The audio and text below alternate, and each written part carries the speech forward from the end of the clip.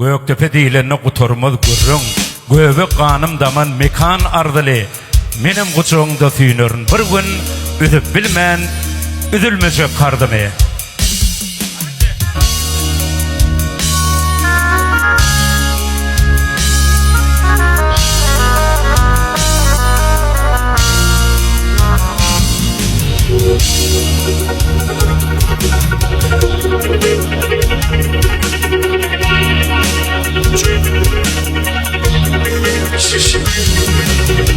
Yüreğime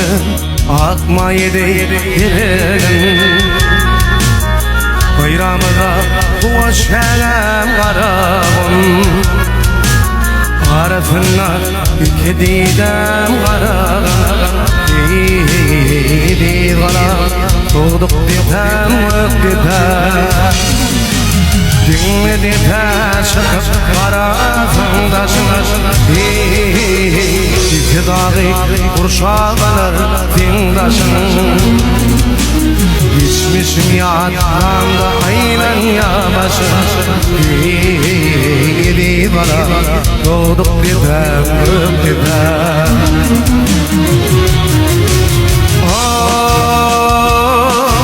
Göbek kanım damani atıyana Mümkinin ayırırım nire giderim Hey hey yatir dinle nünem şekil giderim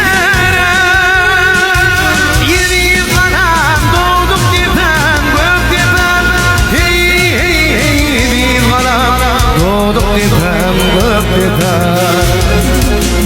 Gök dedem Hüm olupdur namız boran diwarlaň hasratly günlerden ätlen gökdepen lideri kan nökte türkmen diýendiň bir senetin kalbyny otlan gökdepen gökdesi mukamy sandan sagy hayrar gönüdüň kalbynyň gary ýitirenne Qurban Murat İşani Nur berdi hani hasratyny dünýä paýlan gökdepen Eziz kadar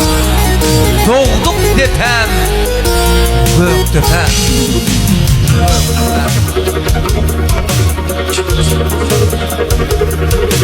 Gök depen mukamını açıp mukam Gönüllüğün kalkmara diden mekan Ahalım göğü kadimi mekan Hey hey hey eli gala doğduk detem gök detem Anam diyatifine Türkmenüm Hey hey hey Kur'an emret dıkma nur verdi hanım Kurban Murat İşan dinim imanım Hey hey hey eli gala doğduk detem gök detem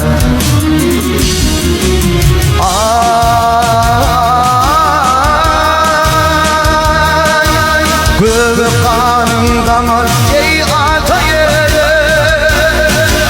Min seni ayırıp nire giderim Hey hey hey yakitene nünem çekip giderim Eri valla doğduk detem gök detem Hey hey hey kerem alan doğduk detem gök detem Gök detem Gök detem